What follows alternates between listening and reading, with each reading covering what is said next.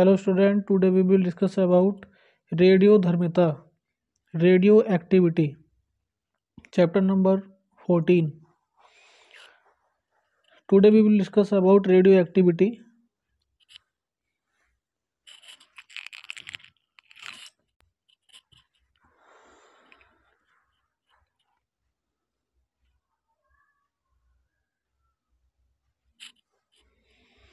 सन 1896 में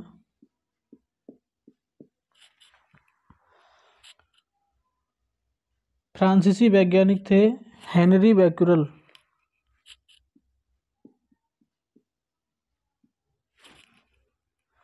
Henri Becquerel जिन्होंने सर्वप्रथम देखा था कि कुछ ऐसे परमाणु हैं जो कि जिनसे लगातार रेडिएशन बाहर की ओर निकल रहा है स्वतः ही, और ये रेडिएशन कैसा है? अदृश्य है। कैसा है? अदृश्य। अदृश्य रेडिएशन है। तो दूसरी बात यह है कि ये रेडिएशन था, ये अपारदर्शी पदार्थों में प्रवेश करने की क्षमता रखता है और फोटोग्राफिक प्लेट को भी इफेक्टिव करता है। किसको? फोटोग्राफिक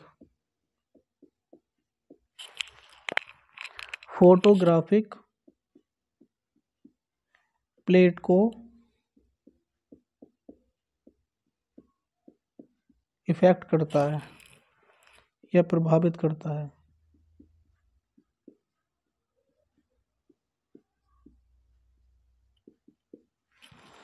तो इसकी खोज का जो श्रेय है वो किसको दिया जाएगा? हेनरी बैक्यूरेल को।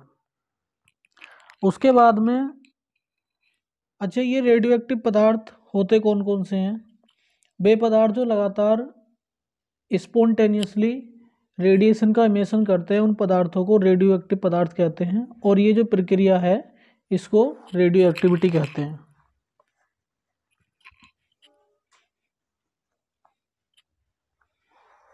कुछ तत्व लगातार क्या करते हैं? विकिरण का उत्सर्जन करते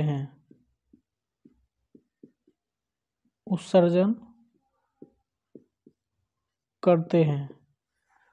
तो ये जो प्रोसेस है, ये जो फिनोमिना है, इसको कहते हैं रेडियो एक्टिविटी,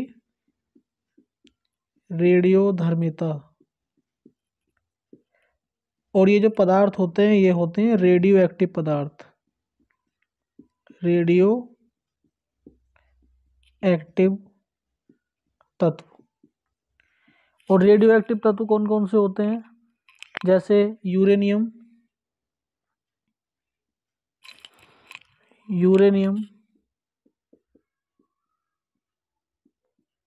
पोलोनियम,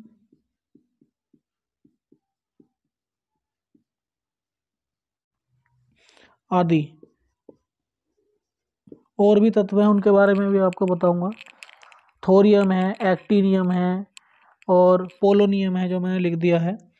तो ये तत्व रेडियो एक्टिव पदार्थ। इसके बाद में 1898 में मैडम क्यूरी और पियरे क्यूरी, 1898 में मैडम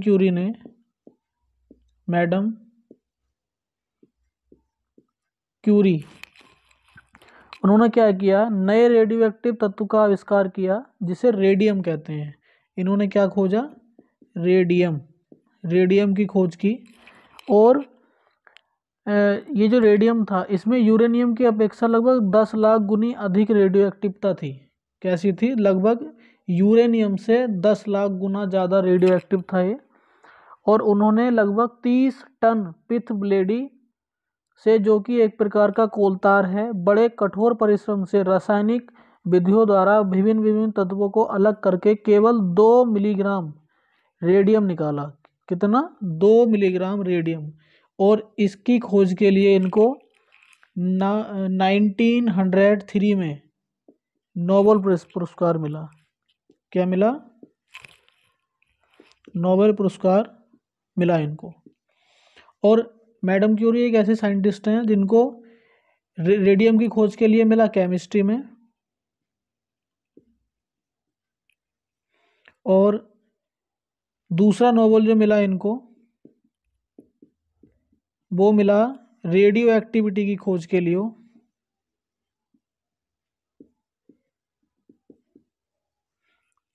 और वो मिला इनको फिजिक्स में।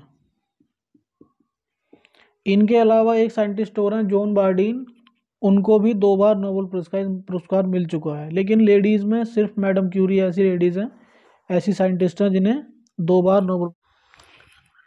अब रेडियो एक्टिव किरणों की प्रकृति तथा गुण। रेडियो एक्टिव जो तत्व हैं, तो ये क्या होता है कि जो एक रेडियो एक्टिव पदार्थ होता है वो लगातार कुछ किरणों का, कणों का, कणों और किरणों का, कणों और किरणों का, और किरणों का, रेस का और कुछ पार्टिकल का लगातार स्पॉन्टेनियसली इमिशन करता रहता है उसमें। अच्छा, वो कण और जो रेस, प्रथम रदरफोर्ड ने क्या किया? रदरफोर्ड ने रेडियो एक्टिविटी पे रिसर्च किया, और रदरफोर्ड ने क्या किया? रदरफोर्ड ने क्या किया? रदरफोर्ड ने एक बॉक्स के अंदर क्या किया? थोड़ा सा रेडियो एक्टिव पदार्थ रखा। ये थोड़ा सा रेडियो एक्टिव पदार्थ एक बॉक्स के अंदर उन्होंने रखा, और जब इस रेडियो एक्टिव पदार्थ से, दूसरी बात, उन्होंने इधर और इधर दोनों तरफ एक चार्ज प्लेट्स लगाई। ये पॉजिटिव चार्ज प्लेट्स थी और ये नेगेटिव चार्ज प्लेट थी। और उन्होंने ये जो एक्सपेरिमेंट है, ये एक्सपेरिमेंट 2 तरह से किया। एक तो इलेक्ट्रिक फील्ड में और दूसरा मैग्नेटिक फील्ड में। इलेक्ट्रिक फील्ड में किया और दूसरा मैग्नेटिक फील्ड में किया। तो जब इस रेडियो एक्टिव पदार्थ से, ये रेडियो एक्टिव मटेरियल था, तो उन्होंने क्या किया कि जब यहाँ से रेज निकली, यहाँ से विकिरण बाहर की तरफ निकला, इस तरह से विकिरण जब बाहर की तरफ निकला, तो कुछ विकिरण सीधा चला गया, कुछ विकिरण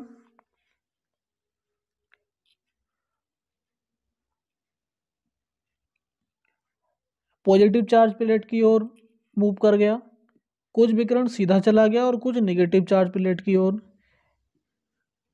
मूव कर गया। अब देखिए यहाँ पे हम इलेक्ट्रोस्टैटिक्स की सहायता से हम समझेंगे कि जो पॉजिटिव और नेगेटिव चार्ज होते हैं वो एक दूसरे को अट्रैक्ट करते हैं। क्या करते हैं? वो एक दूसरे को अट्रैक्ट करते हैं, एक दूसरे को अट्रैक्ट करते हैं। तो इसी तरह से जो पार्टिकल पॉजिटिव प्लेट की ओर गए थे वो कैसे थे? निगेटिव थे। कैसे थे? उनकी प्रकृति मेनली नेगेटिव ही होनी चाहिए। और जो पार्टिकल माइनस वाली प्लेट की ओर या निगेटिवली चार्ज प्लेट की ओर गए थे वो उनकी प्रकृति कैसी होनी चाहिए? पॉजिटिव। और जो डेविएट नहीं हुए, जो रेज या जो विकिरण डेविएट नहीं हुआ, वो न्यूट्रलाइज था। न्यूट्रलाइज का मतलब उसके ऊपर कोई आवेश नहीं था। तो रदरफोर्ड ने इस नेगेटिव वाले पार्टिकल को अल्फा रेस कहा, इस पॉजिटिव वाले को बीटा कहा। नहीं,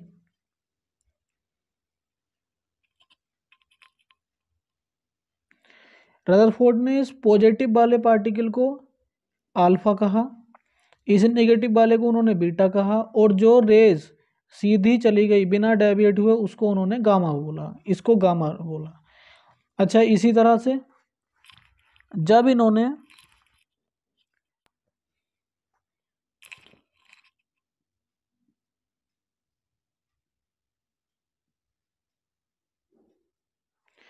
इन्होंने यही एक्सपेरिमेंट मैग्नेटिक फील्ड में अपनाया, मैग्नेटिक फील्ड में करके दिखाया, तो यहाँ भी कुछ ऐसा ही मिला इस तरह से।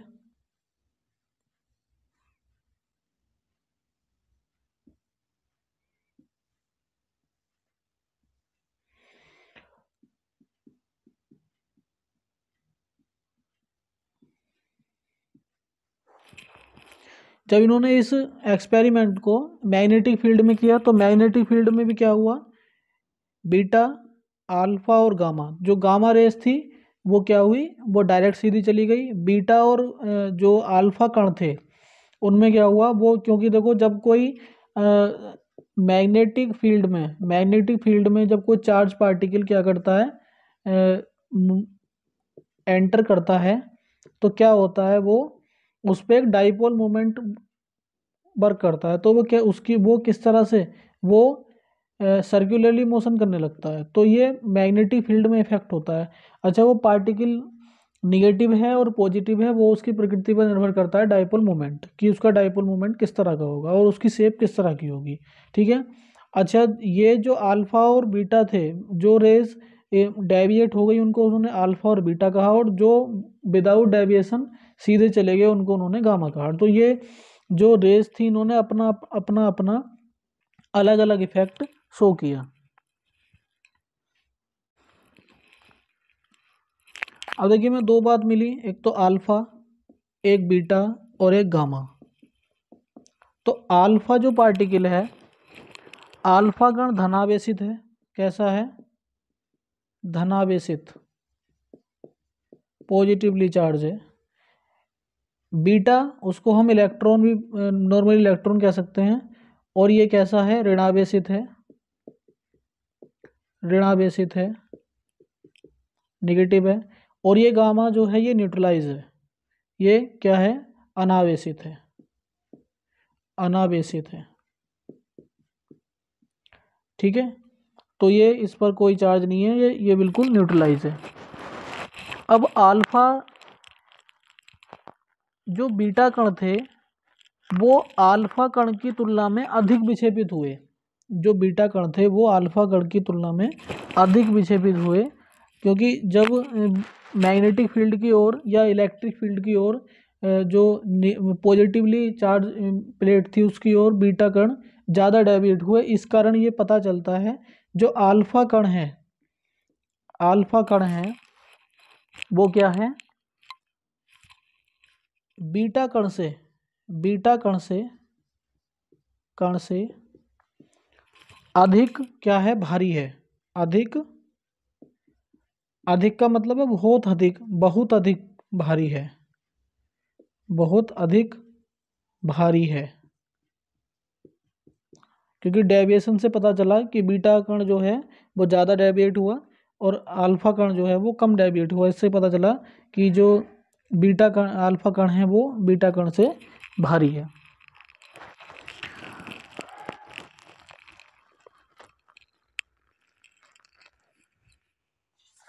अब यहाँ पे मैं एक बात और बताना चाहूँगा कि किसी भी रेडियो एक्टिव मटेरियल से अल्फा, बीटा या गामा, अल्फा, बीटा या गामा तीनों एक साथ कभी भी उत्सर्जित नहीं हो सकते।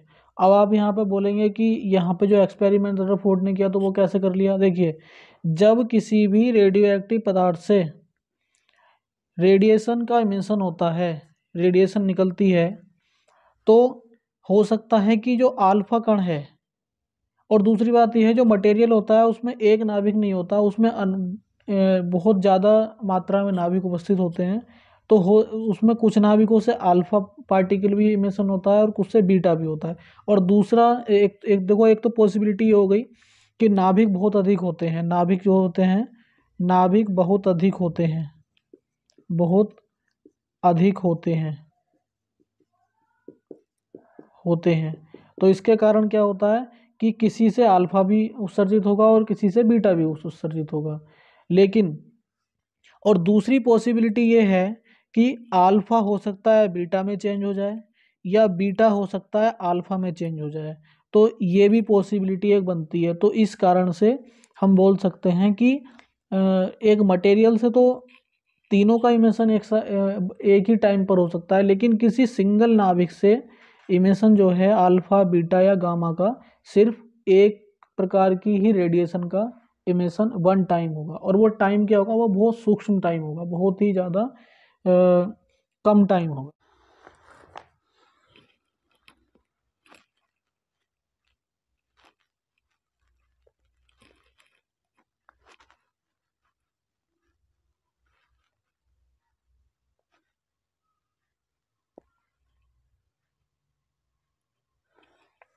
अब हम इन कणों के गुण पढ़ेंगे। नंबर 1, अल्फा कणों के गुण।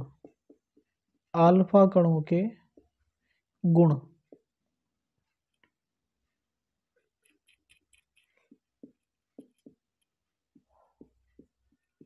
अल्फा कणों के गुण।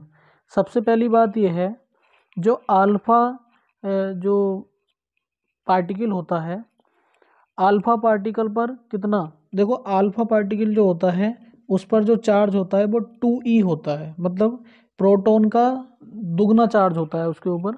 तो इस पर जो चार्ज हुआ वो हुआ, जब हम 1.6 इंटू 10⁻⁻19 को 2 से मल्टीप्लाई करेंगे तो 3.2 इंटू 10⁻⁻19 कूलाम इस पर चार्ज होता है अल्फा पार्टिकल, और इसको 2He4 भी हम बोल देते हैं। ये हीलियम का नाभिक होता है। दूसरी बात, अल्फा कण का जो द्रव्यमान होता है, इसका ये चार्ज हो गया, ये द्रव्यमान हो गया एम अल्फा क्यू अल्फा। ये जो होता है ये वैल्यू होती है 6.645 इंटू 10⁻⁻27 किलोग्राम। दूसरी बात ये हो गई। तीसरी बात, जब किसी हीलियम परमाणु से, जब किसी हीलियम परमाणु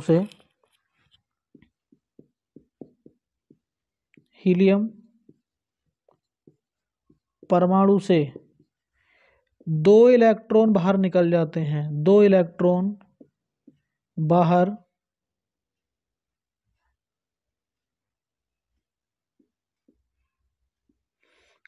निकल जाते हैं,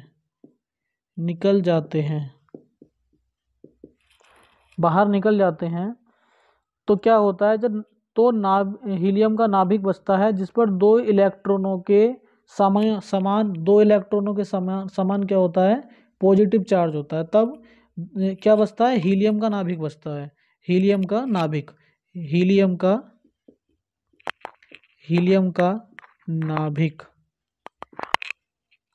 नाभिक मतलब कि ये, इसीलिए हम जो हीलियम नाभिक है उसको हम 2He4 बोल देते हैं।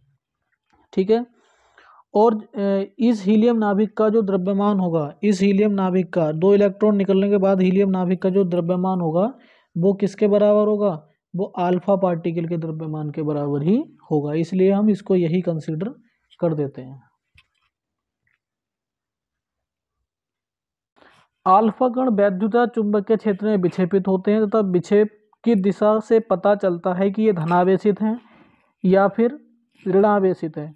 बीटा कणों की अपेक्षा कम है, और इससे पता चलता है कि अल्फा कण, देखिए जब हमने क्या किया, अभी एक्सपेरिमेंटली मैंने आपको दिखाया कि जब किसी भी रेडियो एक्टिव पदार्थ से रेडियो एक्टिव इमिशन होता है तब अल्फा कण क्या होते हैं, इलेक्ट्रिक और मैग्नेटिक फील्ड में विक्षेपित होते हैं। तो इससे पता चल जाता है कि अगर वो, क्योंकि अल्फा कण पॉजिटिवली चार्ज है तो वो नेगेटिव प्लेट की ओर जाता है, तो इससे पता चलता है कि ये मैग्नेटिक और इलेक्ट्रिक फील्ड में विक्षेपित होते हैं। क्योंकि अल्फा कण, देखिए जो जितना ज़्यादा भारी होगा, यदि हम उसको धक्का देते हैं, मतलब किसी प्रकार का फोर्स लगाते हैं, तो भारी व्यक्ति ज़्यादा जल्दी डेविएट होगा या हल्का व्यक्ति, जो भारी होगा वो जल्दी, वो जो हल्का होगा वो जल्दी डेविएट होगा।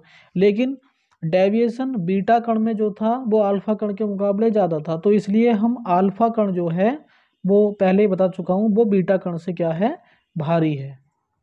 अल्फा कण जो है बीटा कण से क्या है, भारी है।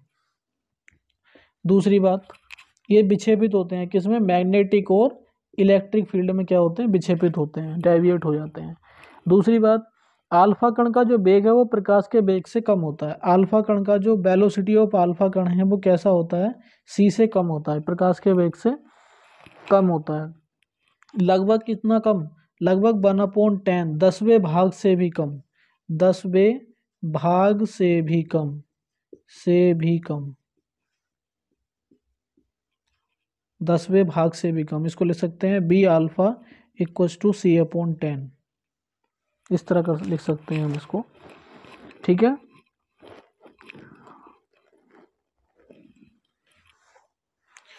तीसरी बात, अल्फा कणों की वायु में परास रेडियो एक्टिवता पर निर्भर करती है, रेडियो एक्टिव पदार्थ पर निर्भर करती है, तथा इसका मान प्रत्येक पदार्थ के लिए निश्चित है। उदाहरण के लिए यदि हम मान लें तो यूरेनियम फर्स्ट से निकले अल्फा कणों का परास 2.7 सेंटीमीटर होता है, जबकि थोरियम सी से निकले अल्फा कणों का परास 8.7 सेंटीमीटर। तो भाई परास जो होता है, परास किस पर निर्भर करता है? निर्भर करता है किस पर? रेडियो एक्टिव मटेरियल पर, रेडियो एक्टिव मटेरियल पर निर्भर करता है। तीसरी बात ये हो गई। अल्फा कण जब गैसों से होकर गुजरते हैं, चौथी, अल्फा कण जब गैसों से होकर गुजरते हैं तो गैसों के परमाणुओं में से इलेक्ट्रॉन बाहर निकाल देते हैं। देखिए अल्फा कण जो है पॉजिटिवली चार्ज है। कैसा है? पॉजिटिव चार्ज है। जब ये किसी गैस चैम्बर से निकले होकर जाएगी रेडिएशन, कहाँ से? गैस चैम्बर से। तो सपोज करो ये अल्फा कण अंदर जा रहा है, तो अल्फा कण ये क्या है? परमाणु हैं, गैस के परमाणु हैं। तो गैस के परमाणु में बाहर वाले जो सेल्स में इलेक्ट्रॉन होते हैं, ये उनसे इंटरेक्ट करके उनको क्या कर देते हैं? उनको बाहर कर देते हैं। क्या कर देते हैं? उनसे बाहर कर देते हैं। और जब हमको पता है कि जब किसी परमाणु से इलेक्ट्रॉन बाहर चले जाते हैं या एक्सटर्नल या बाहर से इलेक्ट्रॉन वो ले लेता है, तो कैसा हो जाता है? आयनीकृत हो जाता है। आयनीकृत, उसका क्या हो जाता है? आयनीकरण हो जाता है, ठीक है। आयोनाइजेशन हो जाता है उसका, उस पर पॉजिटिव या नेगेटिव बैलेंसी उत्पन्न हो जाती है, ठीक है। तो मतलब कहने का ये है कि अल्फा कण जब गैसों से होकर गुजरते हैं तो क्या कर देते हैं? गैसों का आयनीकरण कर देते हैं। और इनकी जो आयनीकरण क्षमता है वो बीटा कणों की अपेक्षा लगभग 100 गुनी है। अल्फा कण की आयनीकरण क्षमता कितनी है? 1000 गुना बीटा कण की आयनीकरण क्षमता, ठीक है। ये हो गया। और गामा के कंपेयर करते तो गामा के साथ में इसकी जो लगभग है वो है 10,000 गुनी गामा कण से। बीटा कण से 1000 गुनी है, और गामा कण से इसकी आयनीकरण क्षमता जो है वो 10,000 गुनी है। इसका मतलब ये है कि अल्फा कण किसी भी गैस को आयनीकृत करने में सबसे ज़्यादा जल्दी आयनीकृत करेगा, और इसकी क्षमता सबसे ज़्यादा है। अल्फा कण पदार्थ को भेद तो सकते हैं, परंतु इनकी भेदन क्षमता कैसी होती है? कम होती है। भेदन क्षमता, 5वां नंबर, भेदन क्षमता कैसी होती है? कम होती है। कम होती है। ये लगभग 0.1 मिलीमीटर 0.1 मिलीमीटर की जो चादर होती है, उसी से ही 0.1 मिलीमीटर मोटी चादर से ही रोक लिए जाते हैं, रोक लिए जाते हैं। मतलब इसकी जो भेदन क्षमता होती है वो कितनी होती है? बहुत ज़्यादा कम होती है। और लगभग कितनी? अल्फा कण के मुकाबले कितनी? 1/100 टाइम्स। और जो गामा है उसके मुकाबले लगभग 10,000 इतनी होती है। मतलब गामा कण की जो भेदन क्षमता है वो अल्फा कण की लगभग 10,000 गुनी है, ऐसे बोल सकते हैं। और बीटा कण की जो भेदन क्षमता है वो बीटा कण की जो भेदन क्षमता है वो अल्फा कण की तुलना में लगभग कितनी है? 100 गुनी है।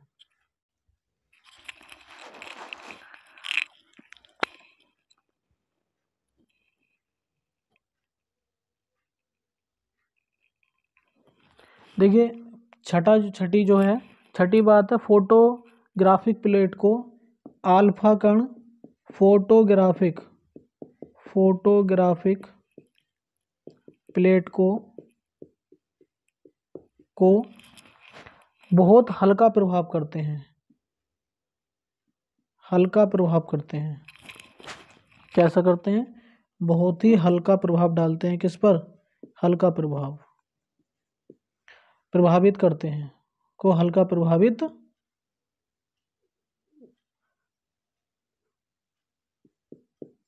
करते हैं। सातवां, अल्फा कण जो होते हैं वो शरीर को झुलसा देते हैं। यदि अल्फा रेडिएशन शरीर पर पड़ती है तो शरीर कैसा हो जाता है, झुलस जाता है। तो मतलब ये ह्यूमन बॉडी या फिर एनिमल बॉडी के लिए कैसी है, हानिकारक है।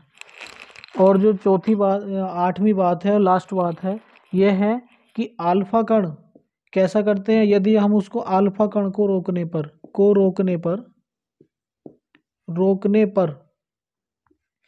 अल्फा कण को रोकने पर क्या करते हैं, ये ऊष्मीय प्रभाव प्रदर्शित करते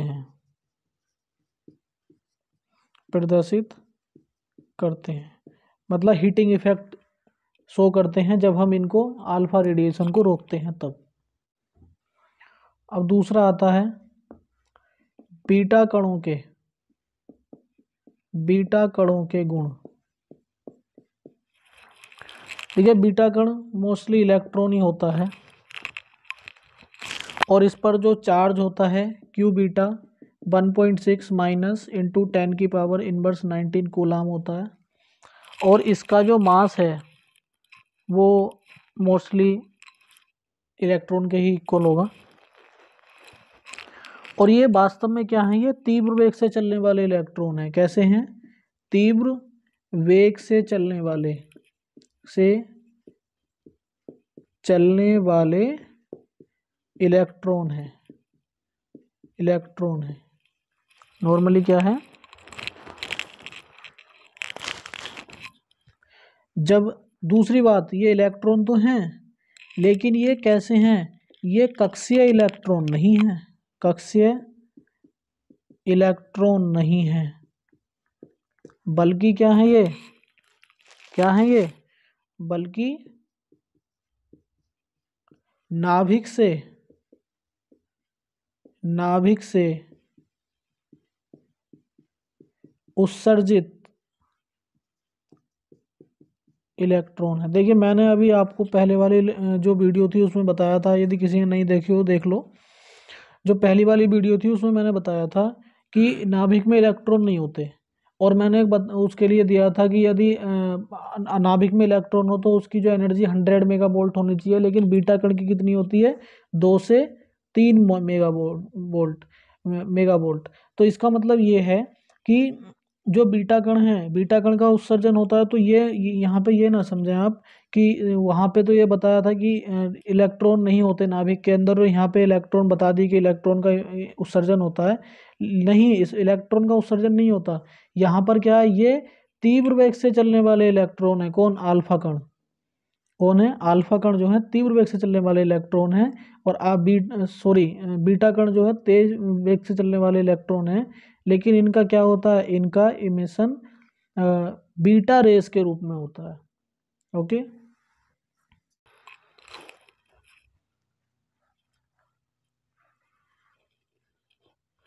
देखिए अब मैं थोड़ा लिखूंगा कम, बोलूंगा ज़्यादा। जो बीटा कण है वो वैद्युत क्षेत्र में क्या होते हैं, वैद्युत क्षेत्र में इलेक्ट्रिक फील्ड में क्या होते हैं, इलेक्ट्रिक और मैग्नेटिक फील्ड में डेविएट हो जाते हैं। और इनके डेविएशन होने से ये पता चलता है कि ये कैसे हैं, हल्के कण हैं, क्योंकि इनमें डेविएशन कैसा होता है, बहुत ज़्यादा होता है। तो कैसे होते हैं, बीटा अल्फा कण के सापेक्ष कैसे होते हैं, ये हल्के होते हैं। दूसरी बात, बीटा कणों का वेग जो है प्रकाश के वेग से 1% से लेकर 90% तक होता है।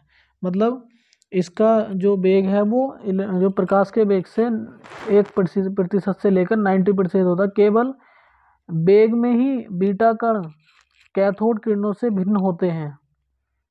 यही रेडियोएक्टिव पदार्थ उत्सर्जित बीटा कणों के बेगों से काफ़ी भिन्नता होती है। यही कारण है कि वैद्युत या चुंबकीय क्षेत्रों में ये पर्याप्त विक्षेपण हो जाता है। इनका क्या हो जाता है? पर्याप्त विक्षेपण हो जाता है।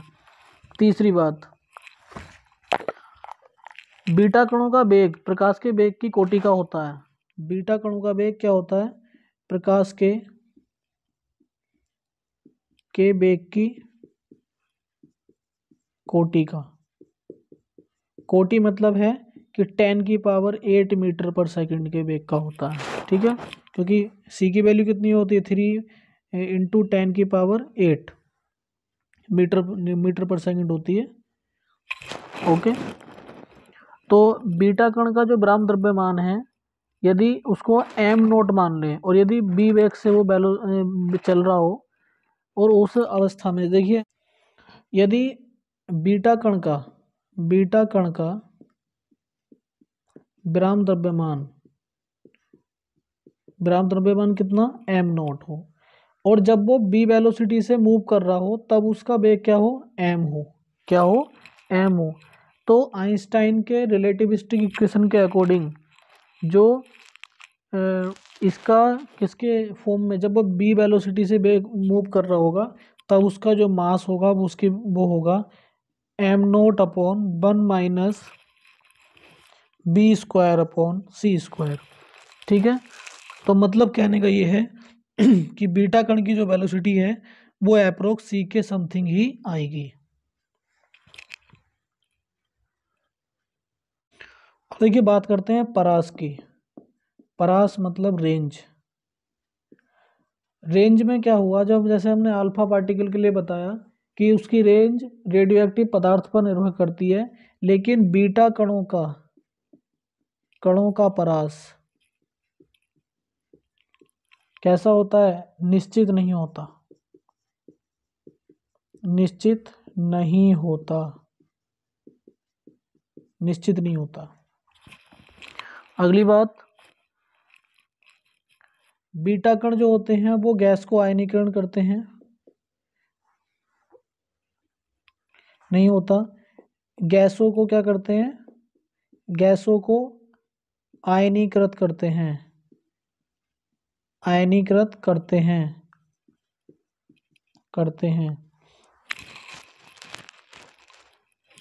ये चौथा था, ये पांचवा। आयनीकृत करते हैं, लेकिन इनकी जो आयनीकरण क्षमता होती है वो अल्फा कण के मुकाबले बहुत लगभग कम होती है। लगभग मैंने पहले ही बता दिया है। 6 वाला कि इनका जो भेदन क्षमता होती है वो लगभग अल्फा कण की तुलना में 100 गुना होती है। वो मैंने आपको पहले ही बताया था। और लगभग ये एल्यूमिनियम की 1 मिलीमीटर मोटी, ये एल्यूमिनियम की 1 मिलीमीटर मोटी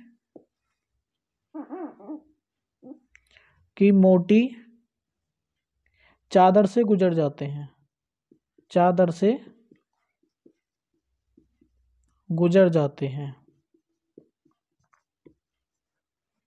क्या हो जाता है? ये एल्यूमिनियम की 1 मिलीमीटर की मोटी चादर से गुजर जाते हैं और इसकी भेदन क्षमता लगभग अल्फा। बीटा कण फोटोग्राफिक प्लेट को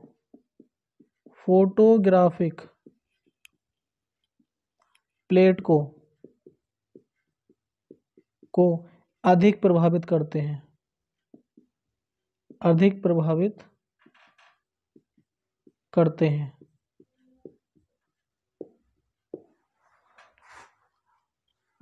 बीटा कण फोटोग्राफिक प्लेट को अधिक प्रभावित करते हैं। इसके बाद में आता है तीसरा, गामा किरणों के गुण। देखिए, जो गामा किरणें हैं वो वैद्युत चुंबकीय रेडिएशन होता है या विकिरण होता है। क्या होता है? वैद्युत चुंबकीय विकिरण होता है। जो हमारे ये लाइट है, जितने भी प्रकार के प्रकाश हमारे चारों तरफ उपस्थित रहते हैं, विजिबल अनविजिबल, ये सब गामा रेज होते हैं। मतलब हमारे चारों तरफ जितने भी रेज होते हैं, जितनी टाइप की हमारी विकिरण होती है, उसी में से एक गामा किरण भी होती है। और जो हमारी सूर्य का प्रकाश है, सूर्य का प्रकाश, ये भी इसी कैटेगरी में आता है। और तो गामा किरण को क्या कहते हैं, गामा फोटोन भी कह देते हैं, गामा फोटोन। और जो सूर्य का प्रकाश होता है वो किससे बना होता है, फोटोन से बना होता है। और फोटोन का रेस्ट मास जो होता है वो 0 होता है, ये समझ लीजिए।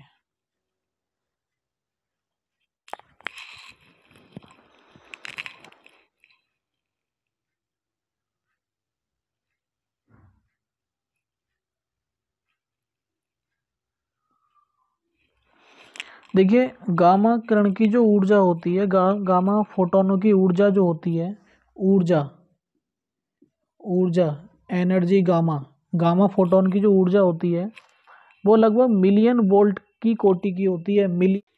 मिलियन मिलियन वोल्ट की कोटि की होती है, कोटि की होती है।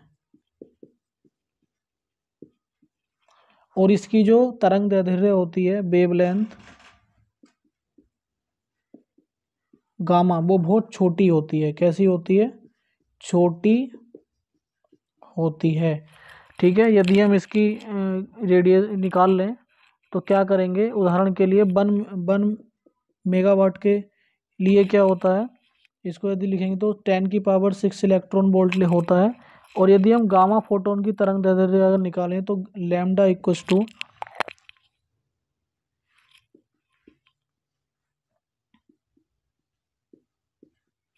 तो ये वैल्यू 0.01 एंगस्ट्रॉम। तो मतलब इसकी जो तरंग दैर्ध्य है, लैम्डा की वैल्यू, वो बहुत ज़्यादा कम होती है।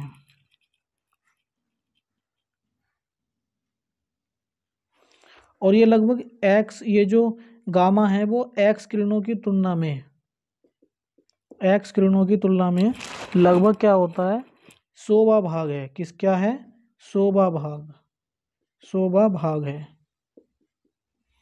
मतलब ये जो गामा किरणों की जो तरंग दैर्ध्य है वो एक्स किरणों की तुलना में, पहला गुण, गामा किरणें, गामा किरणें गुण। पहली बात, गामा किरणें वैद्युत और चुंबकीय क्षेत्र में विक्षेपित नहीं होती, इलेक्ट्रिक फील्ड में और मैग्नेटिक फील्ड में डेविएट नहीं होती, विक्षेपित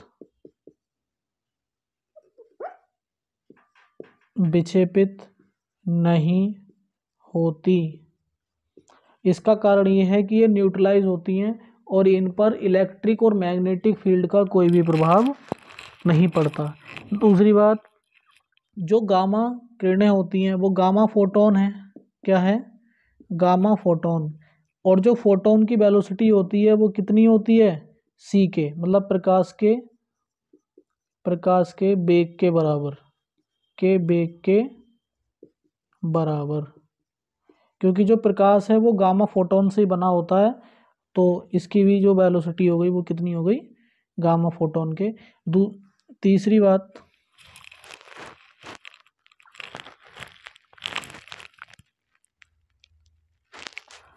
गामा किरणें आयनीकरण तो करती हैं,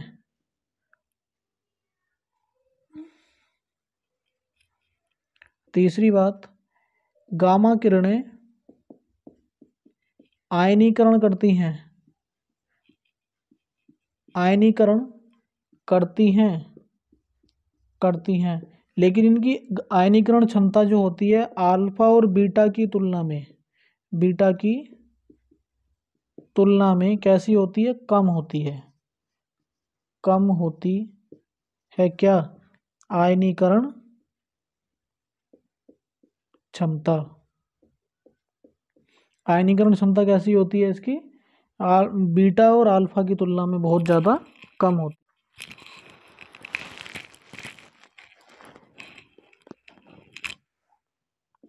चौथी बात, भेदन क्षमता, भेदन क्षमता जो है वो सबसे ज़्यादा होती है अल्फा बीटा से, अल्फा बीटा से ज़्यादा।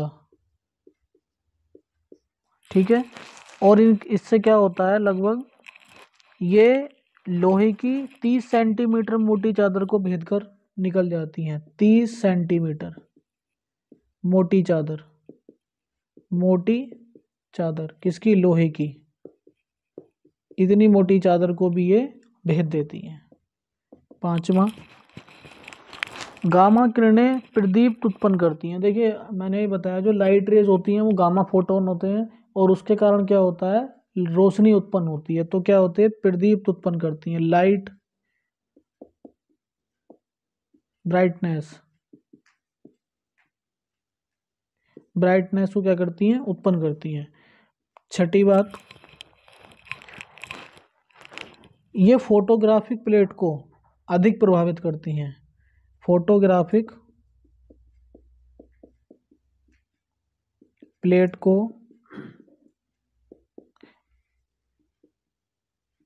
अधिक प्रभावित करती हैं, प्रभावित करती हैं।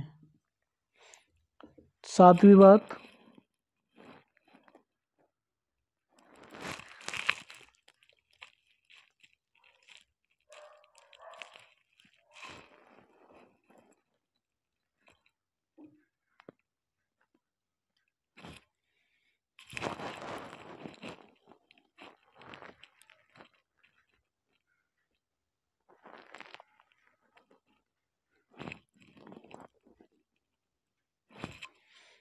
ठीक है, गामा किरणें, गामा किरणों में और एक्स किरणों में काफी समानता है, काफी समान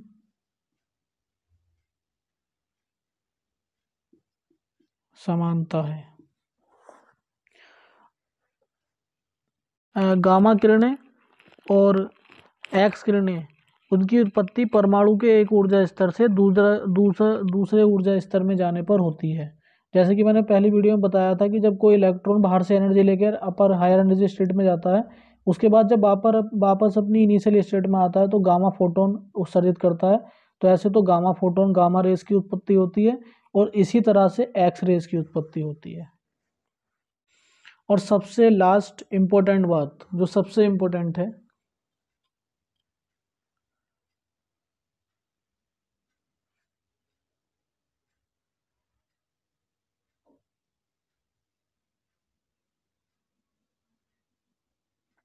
सबसे इम्पोर्टेंट बात है कि जब गामा रेस, गामा किरण, गामा किरण पदार्थ द्वारा अवशोषित होकर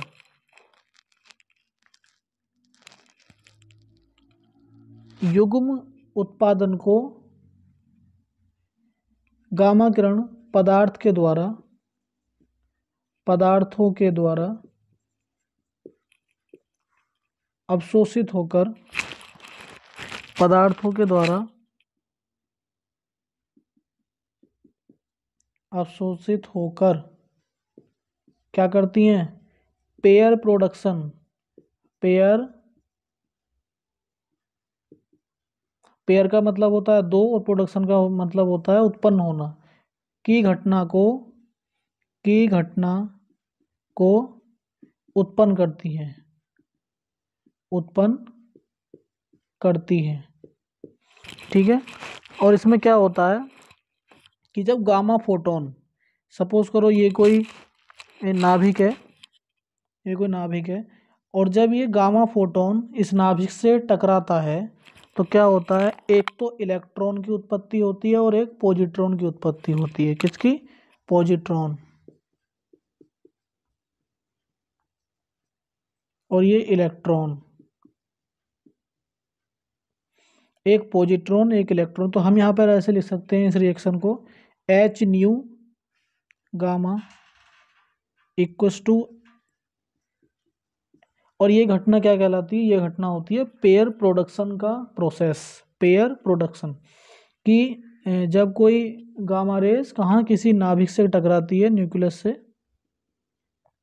तो क्या होती है, एक इलेक्ट्रॉन और एक पॉजिट्रॉन को उत्पन्न करती है। पॉजिट्रॉन धनावेशित होता है, पॉजिटिवली चार्ज होता है, ये ऋणावेशित होता है। ओके स्टूडेंट, इसके बाद में इसके सेकंड पार्ट में हम सीखेंगे कि रेडियो एक्टिव डीके क्या होता है, रेडियो एक्टिव डीके, और इससे जुड़े हुए प्रोसेस जैसे अर्धायु, हाफ टाइम और डी इंटीग्रेशन किस तरह होता है, और अलग अलग अल्फा बीटा गामा प्रोसेस किस तरह से होते हैं, ये सब हम इसमें सीखेंगे। तो प्लीज़ सेकंड वीडियो ज़रूर देखें। Okay, thanks to watch.